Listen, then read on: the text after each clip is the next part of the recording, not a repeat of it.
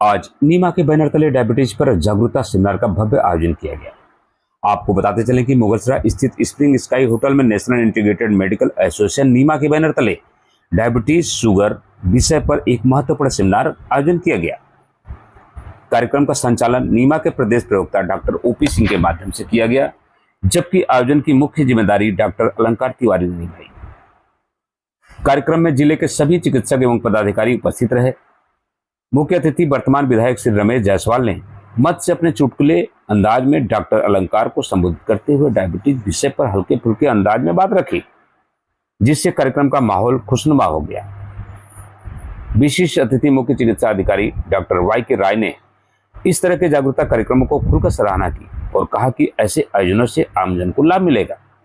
Seminar का शुभारंभ दीप प्रज्वलन कर हुआ, जिसके बाद अलंकार तिवारी ने डायबिटीज के कारण, लक्षण, बचाव और उपचार पर विस्तार से जानकारी दी। उपस्थित सभी चिकित्सकों और पदाधिकारियों ने गंभीरता से विषय को सुना और चर्चा में भाग लिया। इस आयोजन में डॉक्टर मनोज समेत जिले के सभी नीमा पदाधिकारियों की सक्रियता भूमिका रही। कार्यक्रम का कवरेज शक्ति मीडिया ने किया और इसे बृहद रूप से प्रस्तुत किया। आइए देखते हैं शक्ति मीडिया की रिपोर्ट। यही मालूम होता है कि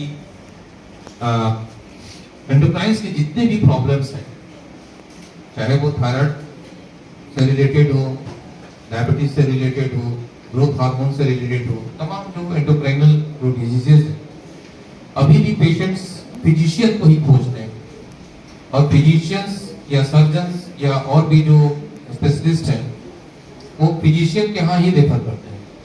मेरे समझ से ये अब एक समय आ गया है जब हम इस तरह के जो पेशेंट्स, जहाँ कोई भी एंडोक्राइन्स के प्रॉब्लम्स अगर आपको सस्पेक्टेड है, पर्टिकुलरली डायबिटीज, हम लोग आके देखते हैं और सारे विधाओं के बारे में, तो मुझे लगता है कि सम्मान अच्छे डॉक्टरों का, बहुत ही योग्य डॉक्टरों का सम्मान मुझे लगता है कि आईएमए से ज्यादा नीमा के लोग करते हैं।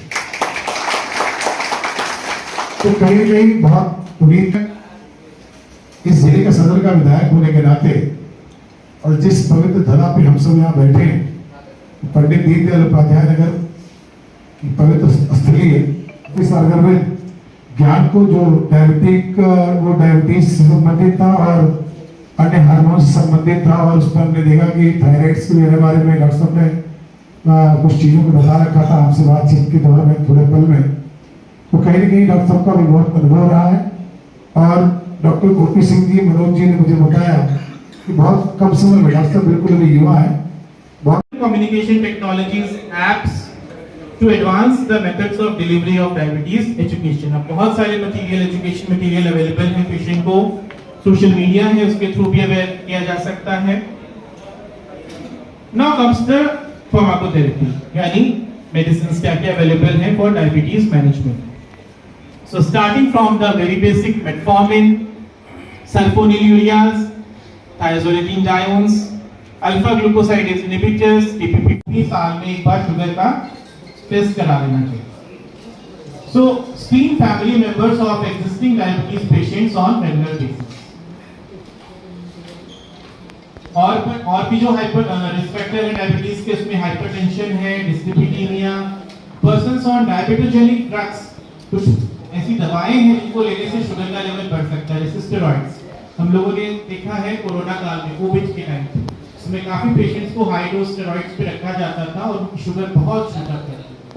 जिनको पहले से शुगर थी, उनकी शुगर बहुत बढ़ चुकी थी, बिना इंसुलिन के वो कंट्रोल में नहीं आ रही थी, और जिनको नहीं भी थी उनको न्यू ऑनसेट डायबिटीज शुरू हो गई।